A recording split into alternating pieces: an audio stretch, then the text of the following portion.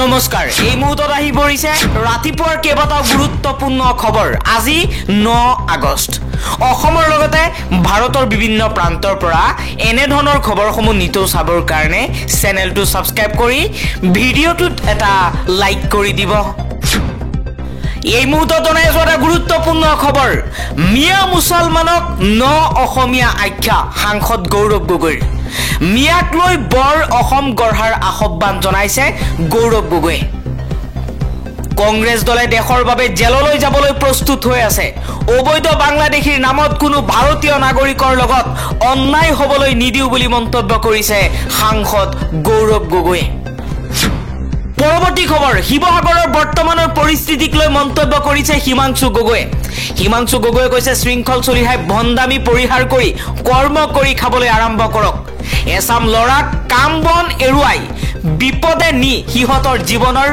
বহুমূলীয়া সময়বোৰ অপচয় নকৰিবা বুলি মন্তব্য কৰিছে হিমাংশু গগৈয়ে লগতে কৈছে যে গাত 100 গ্ৰাম মাংস লৈ ভাষা জ্ঞান সামাজিক জ্ঞান ভৌগোলিক জ্ঞান নথকা কিছুমানে কেনেকৈ পাহৰিছে জাতীয় সংগঠনৰ নামত উদ্ভণ্ডালি কৰি সমাজখন বিহাক্ত কৰিবলৈ নিশ্চয় শাসকৰ আশীৰ্বাদ পুষ্ট ইহঁতবোৰ আন এটা খবৰ অসম চৰকাৰে বিদেশী ন্যায়াধিকৰণত অবৈধ হিন্দু বাংলাদেশীৰ বিৰুদ্ধে চলি থকা গোচৰ প্ৰত্যাহাৰ কৰিবলৈ জাৰি কৰা নিৰ্দেশনাৰ বিৰোধিতাৰে বিশ্বনাথ জিলা ছাত্ৰ সন্থাৰ উদ্যোগত বিশ্বনাথ চাৰিআলি তীব্ৰ প্ৰতিবাদী কাৰ্যসূচী সমগ্ৰ অসমতে প্ৰতিবাদী কাৰ্যসূচী পালন কৰা হ'ব বুলি মন্তব্য কৰিছে বিশ্বনাথ চাৰিআলিৰ পৰা এই হুংকাৰ দিছে ছাত্ৰ সন্থাৰ ফালৰ পৰা হিন্দু বাংলাদেশী সকলক ভাৰতত নাগৰিকত্ব দিবলৈ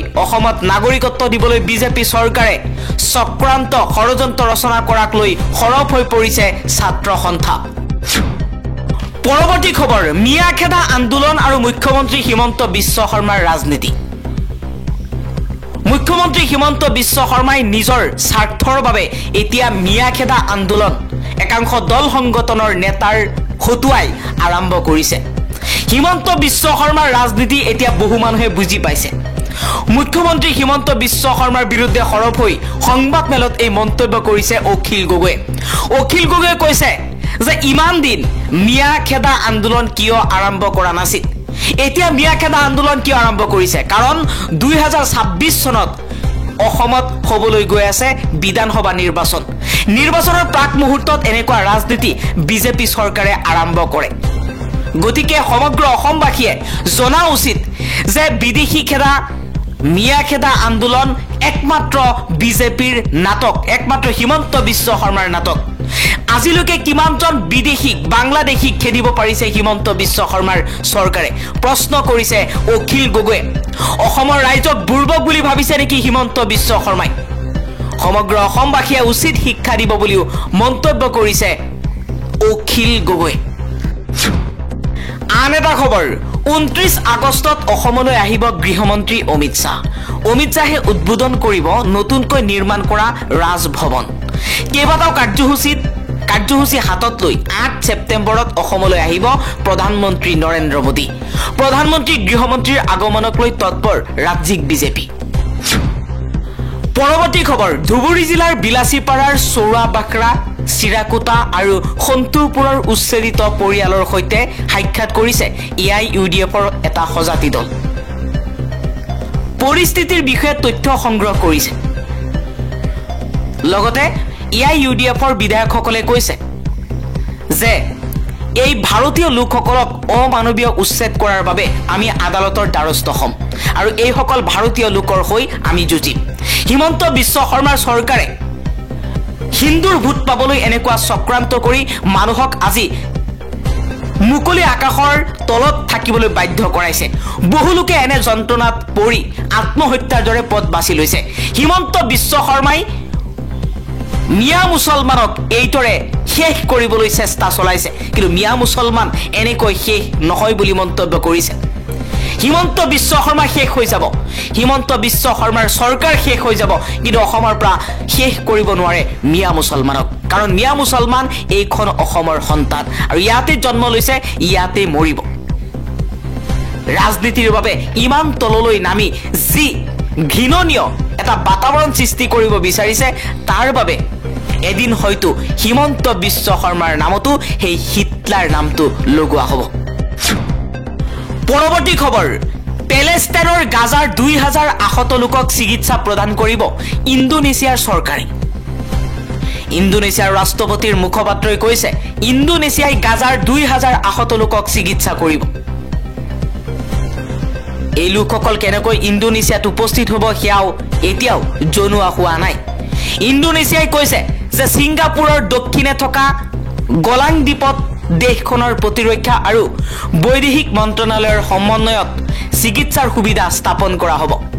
ইয়াৰ পূৰ্বে ৰাষ্ট্ৰসংঘই এই দ্বীপত ভিয়েটনাম শৰণাৰ্থীক আশ্ৰয় দিছিল আৰু মহামাৰীৰ সময়ত কোভিড ৰোগীৰ চিকিৎসাৰ বাবে তাত এখন চিকিৎসালয় স্থাপন কৰা হৈছিল।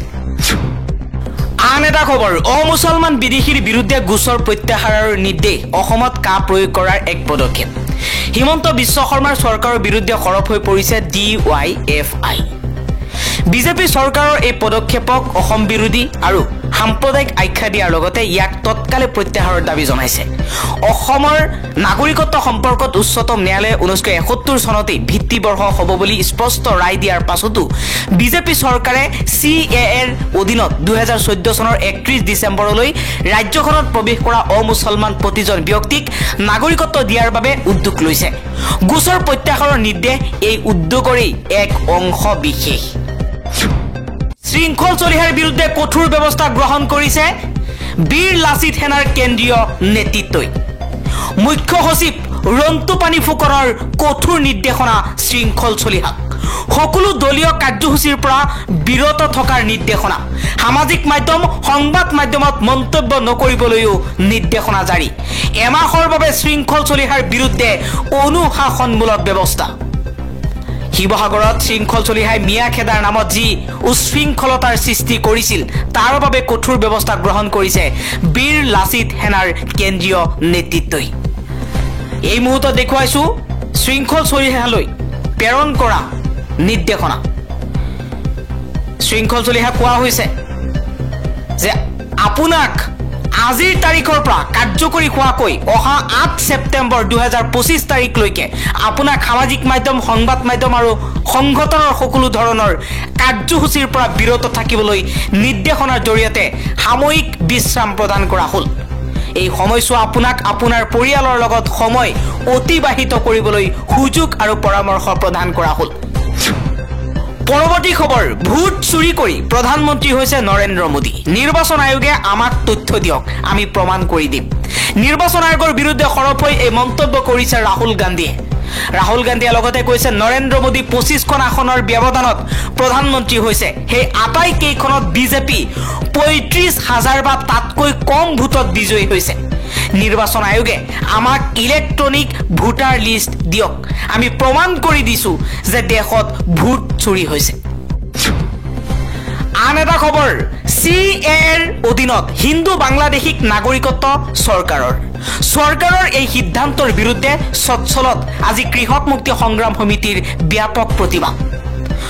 মুখ্যমন্ত্ৰী হিমন্ত বিশ্ব শৰ্মাৰ বিৰুদ্ধে কৃষক মুক্তি সংগ্ৰাম সমিতিৰ নেতা আকাশ দলে কৈছে যে মিয়াখেদা অভিযানৰ নামত 69,500 জন বিদেশী হিন্দু বঙালীক স্বদেশী কৰিবলৈ নাটক ৰচনা কৰা হৈছে নেকি?